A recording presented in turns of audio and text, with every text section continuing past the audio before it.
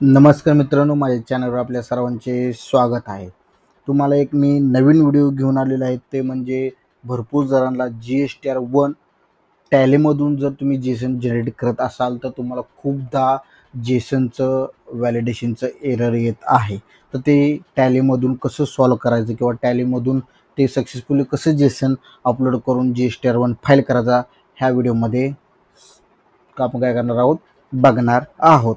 तर जास्त न करता आपल्याला तुम्हाला ज्या व्यक्तीचा GSTR1 टॅलीमधून एक्सपोर्ट करून किंवा जेसन फाईल जनरेट करून तुम्हाला जनरेट करायचं असेल किंवा फाईल करायचं असेल तर आपण स्टेप बाय स्टेप बघूया।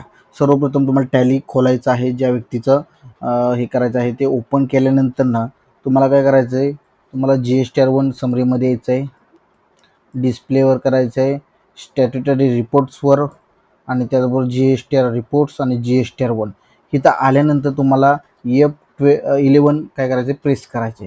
F11 प्रेस केल्यानंतर ना तुम्ही इथं बघू शकता, इथं टॅक्सेशनमध्ये आला, टॅक्सेशनमध्ये यायचं आहे। टॅक्सेशनमध्ये आल्यानंतर इथं तुम्ही बघू शकता इथे खाली ऑप्शन आहे बघा, set alter company GST rate and other detail, इथं येस करायचं आहे। येस केल्यानंतर ना तुम्हाला इथं अशा प्रकारे दिसून जाईल। दिसल्यानंतर तुम्हाला करायचं काय आहे की एकदा तुम्हाला हे करायचं आहे आणि इथं तुम्हाला आल्यानंतर ना कंट्रोल काय करायचं आहे, कंट्रोल आय करायचं आहे। कंट्रोल आय केल्यानंतर तुम्हाला अशा प्रकारे येईल आणि इथं तुम्हाला शो मोरवर क्लिक करायचं आहे। शो मोरवर क्लिक केल्यानंतर तुम्ही इथं खाली बघू शकता, इथं शेवटला एक ऑप्शन आलेला आहे, separate B2B and B2C HSN summary applicable from. तुम्हाला जेव्हापासून ॲप्लिकेबल आहे तेव्हापासून तुम्हाला इथे एंटर करायचं आहे आणि तिथून तुम्हाला काय होईल, तुमच्या टॅलीमध्ये पण तशी समरी येईल। आता आपण 1 एप्रिल केलेलं आहे आणि इथं काय करायचं आहे, सेव्ह करायचं आहे। सेव्ह केल्यानंतर तुम्ही इथं तुमचा GSTR समरीमध्ये जायचं आहे आणि त्यामध्ये तुम्हाला काय दिसणार आहे, B2B आणि B2B समरी सेपरेट झालेली दिसेल।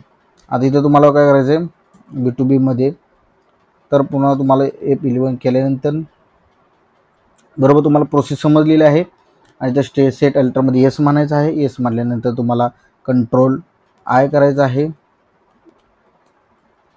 कंट्रोल आय, आणि त्यानंतर इथं शो मोरवर क्लिक करायचं आहे। त्यानंतर सेपरेट B2B आणि B2C आणि इथं तुम्हाला जेव्हापासून तुमचं 1 मे 2025 इथं सिलेक्ट करायचं आहे आणि इथं तुम्हाला सगळं ऑल सेव्ह करत यायचं आहे।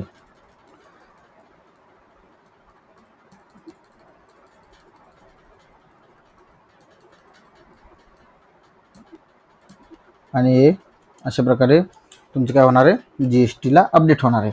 तर इथं बघा, तुम्ही इथं बघू शकता, इथं तुम्हाला B2B आणि B2C ही काय झालेली आहे, सेपरेट HSN समरी आलेली आहे। अशा प्रकारे जे काय तुम्हाला प्रॉब्लेम येत होते GSTR1 समरी करताना की टॅलीमध्ये B2B आणि B2C काय होत नव्हते, सेपरेट दाखवत नव्हते, आता हे दाखवायला लागलेलं आहे।